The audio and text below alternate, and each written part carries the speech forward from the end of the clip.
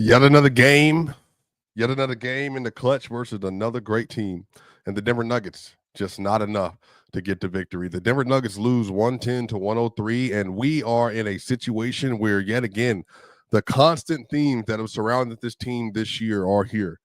To start off this game, Jokic in the warm-up, he was noticeably limping in the first half, noticeably limping in warm-ups. I don't know what exactly it was or why he was hurt and not 100%, but he clearly was dealing with something. The commentary noted it in the first few minutes of the game, especially as well. So I think that obviously played a weird impact on how the game went down the rest of the way. But overall, the Denver Nuggets, man, in the first half of this game, they just were not ready to play. They just weren't ready to play. You just were not getting enough at the important parts from the team. The Nuggets just were not showing up offensively, especially. But y'all, the second half was a different story. Now, the Nuggets in this game, in the second half, they actually ended up outscoring the Boston Celtics. They shot 47% from three in the second half. After going in the first half, they shot 4 of 18. And again, another common theme of this game is that they were content, the Boston Celtics, in giving the Nuggets everything they wanted outside of Nikola Jokic today. Now, Jamal Murray had an incredible second half today. We're going to get to him in a minute.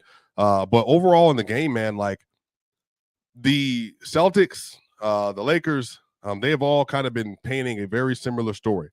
That the way that things are going to go for this Nuggets team for the rest of the year, or we do not believe that anybody else on this team can beat us without Jokic absolutely making it work. And so today in this game, the Denver Nuggets, man, they really are going to have to find out what exactly they're going to do to counteract some of the issues that they're running into. Overall, man, like the Nuggets, when it comes to Russ, Brown, Gordon, Watson, for whatever reason, they have allowed for teams to wedge them into these spots where they're not going to allow anyone to have any easy looks off of Jokic actions, and they're going to force the ball to one person in particular, and that's going to be Russell Westbrook. And y'all, in the first quarter today, the Nuggets were down 20-32. This was a very rough quarter. Jokic started the first quarter off 4 of 7 from the field. He had 9 points, 5 rebounds, 2 assists. He was playing well. Again, as I said, he was really hampered.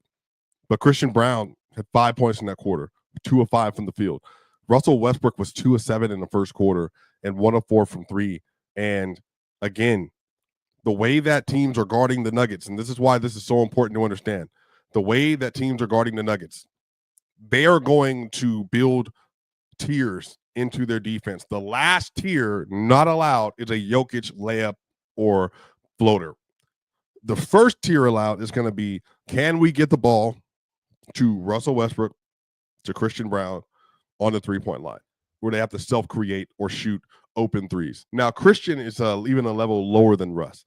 The number one option is for Russ to get the ball and to dictate terms himself. And he gladly gave that to them in this game. In the first half for Russ, man, I think, was very much caught up in, this is what is happening. Like, the team is allowing for me to do this, so I'm going to take advantage of it. And it created so many issues for the Denver Nuggets defense and their offense, and their defense wasn't playing any good in the first half as well. Outside of Jokic and Christian Brown, they were the only two players that shot above 50% in the first half. Christian Brown, thankfully, had 16 points in the first half to carry the load off of Jokic. But outside of that, they just had nothing going. And in the first half, man, Jamal Murray was just nowhere to be seen. 1 of 4 from the field, 25% from the field, 0 of 2 from 3, -8, just wasn't doing enough. But again, the energy change, and I said this right before the half ended, Jason Tatum was pushing off against Jamal, and Jamal was like trying to get the referee's attention. Like, he's literally extending his forearm. Why are you not calling this? And then at some point he stops. Tatum stops. Tatum misses a 3. And, it was right then that I said that, Jamal hadn't done anything in the course of this game. But Jamal Murray, when the second half started, because of the energy from, I think, that play that carried him into the second, Jamal Murray in the second half played 22 minutes, 22 points, 6 assists, 5 rebounds, 10 of 16 from the field, 2 of 5 from 3, and he was a +5 in that quarter. Just a dominant second half from Jamal Murray. And he really shows you that when the time comes and when he gets in his bag and he has to start making plays, Jamal Murray can get with the best of them. And once he gets into his post bag, he gets into his drop coverage or his switch bag on those 3-point shots, where he gets into the pick and roll, he starts eating up those middies or those one-way little middies he shoots. It's cooked. Like, Murray was incredible in the second half, man. And honestly, like, you know, Jokic in the second half had 9 points, 6 rebounds, and 5 assists. Like I said, it was very noticeable that Joker just was not there and couldn't give the same level of movement as normal. Michael Porter Jr. in the second half only had 4 shots. And again, we're seeing a repeated theme here is that Porter, against certain matchups, even if he gets phased out of the offense, he doesn't have the skills at times to keep going, to keep hunting, to keep going downhill. Now, Porter got to the free throw line a little bit today, and he was 2 of 4 from the free throw line. And Porter, for whatever reason, again, when he gets to the line, it's just not the same kind of player. Porter today had 10 points, had 5 rebounds, had 2 assists, and had a steal. And again, for your third option, y'all, that's just not enough. He was 3-9 from the field. But listen to these shot totals. Christian Braun, great game. 24 points, 6 rebounds, 3 assists, 4 steals, and a block. He was a -2, but he had a great game. 10 of 22 from the field, but just 2 of 8 from 3. Michael Porter Jr., 2 of 6 from 3. Nikola Jokic, 2 of 3 from 3. Russell Westbrook, 2 of 8 from 3. Jamal Murray, 2 of 7 from 3. They were 12 of 35 from the 3-point line. The Celtics were 14 of 35. Now, they started shutting off the Celtics' 3-point water in the second half. They just didn't allow for them to get up a bunch of easy threes. Now, Al Horford had one that went up and down. But the Nuggets were not getting that shot to convert. And again, if you're telling me that between Russell Westbrook and Christian Braun, you're getting 16 3-point shots up and you're making 4 of them, that's going to continue to be a problem this year. Like, Christian has to convert that, number one, because he's starting in that spot now. I think he's more important to converting that than Russ is because he's going to play more minutes more than Russ. Michael Porter, though, 9 shots. Again, we're having the same conversation again. Jamal Murray, 11 of 20 in the game today, 55% from the field, just 2 of 7 from 3. Like I said, I think he had a great second half that made up for the first half dud. Nikola Jokic today, 9 of 15 from the field, 2 of 3 from 3. 0 free throws. 0 free throws for Joker. 0 free throws for Joker. So again, at some point, we're gonna have to be able to get the best player in the world to the free throw line. And I think today is another example that the way that teams are guarding this team, if they are selling out their defense on Joker, and the Nuggets are not able to capitalize enough versus these really good teams to get the job done. And it's happened time and time again. Zeke Naji only played 8 minutes today. He was a +4 in his minutes. Jalen Pickett played 7 minutes today. He was a +5 in his minutes. I don't understand. Now, I understand in this that the reason why those young players aren't going to get time over veterans is a large part due to just the way the NBA works.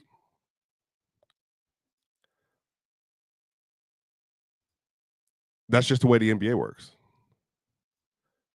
What I don't understand is now, and then again, there's just this narrative thing with Joker. Like, Joker was clearly hurt. Like, I really just don't understand. Like, again, it's just people wanting to like set off this stuff. Like, I just don't. It's just, and just for understanding, I want people to understand this, that the way the Nuggets played down the stretch of this game worked. What they did is they decided that instead of just going to say, we're going to continue to play pick and roll versus all these players, get the roll, they're going to kick out all that other stuff. What the Nuggets did and what Malone did was very smart. What they've done versus every other team is they started putting Jokic in isolation versus Derek White and saying, Derek White, either you're going to beat us by getting to the line, getting to the rim, or 3-point shots. And Jokic did a good job for the most part. But Derek White was on one today. Derek White today was 6 of 13, 5 of 11 from 3. He had 17 points, and he really is the reason why the Boston Celtics won this game. In the second half, Derek White had 14 points. Jaylen Brown had 7 points on 2 of 7. Jason Tatum, 7 points on 2 of 7 from the field. Derek White was reading one. He was the only player in double digits for the Celtics. And the Nuggets were choosing in that situation to say, well, we're going to switch on to Derek. And then they also switched on to Jason Tatum down the stretch as well. And it worked. The issue is on the other end, the Nuggets had Russell Westbrook in the corner and Russell Westbrook in the dunk spot. So when Joker's in his action and he's getting the ball and he has the ball at the top of the key, he throws the ball into the duck end. Well, the duck end is Russ, and then he drops the ball out of bounds. And then Jokic gets the ball at the top of the key again. He gets doubled. He throws the ball to Russ. Russ airballs the three-point shot. So, again, a lot of this is personnel. Is the defensive execution work? The offensive execution didn't. Like, they held the Boston Celtics today to when Joker was on the court today, let's see here. In the second half, Joker had a 95 defensive rating when on the court. So, it worked. In the fourth quarter, Joker today, let's see, had a 100 defensive rating. So, again, it worked.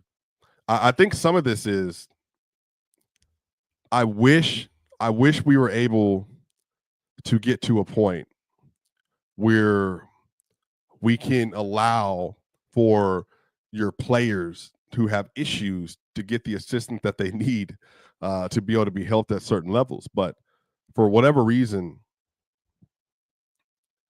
I think that the Nuggets, when they're flawed roster, it's just allowing for things to be exposed. And again, if their offense was better, I do think they win that game. I do think they win that game. But again, this is just going to be the year. I think they're not going to win a title this year based on where they are. Now, I'll be shocked, obviously, if they did. If they figure out some things, maybe it'd be different. But where they are right now is they have so many different holes on the roster, and they're not being plugged enough. And I think that Malone is going to have to make some very strategic decisions. He's going to have to play Pickett over Russell Westbrook at times. He can have to play Zeke Naji over Strawther or Westbrook at times, but that's just not really what it was today. And I think that today was a detriment to where the team was, given that they needed more shooting. And so they need more shooting, but also spacing. Like, that's the thing, is like, you have to be able to build in spacing. And Pickett's a good enough shooter at this point that is built in spacing. Zeke Naji, at least he's executing on those shots. That way he's making you pay. And I think the solve would have been there because defensively they're all good defensive players too. Pickett's shown to be a good defensive player this year. But it's just frustrating watching that game and watching everything just kind of like convalesce onto the paint. But in this game, the Denver Nuggets, only 6 second chance points, only 10 fast break points, only 38 points in the paint. So, again, we are yet at another story. The Nuggets are not scoring in the paint because teams are trapping. They're scoring 59 points in the paint this year, but now they're trapping Jokic so much and clogging the lane up so much because of the non-shooters. Malone has to see that. And I think playoff time, Malone will need to make that adjustment because you just can't keep allowing teams to hold you to 38 paint points today. That's just not going to work. But we'll see, man. 2-2 on the road trip. Not the ending that they wanted at all. I don't see this team winning a title this year for several different reasons, but primarily because their roster is very limited. And I think if Joker is not able to do what he does, because you're just going to trap and quadruple and just build an entire defense around. Now, but again, maybe Malone come playoff time, everything's different. Maybe they answer that question come playoff time. But right now, this is where things are. But that's going to do it, y'all. Swipe again. Y'all know what time it is. I believe Matt and Ryan are recording a show right now, so we'll have a Lockdown Nuggets episode. I think we'll go up tonight. But y'all know what time it is. See y'all tomorrow. We out.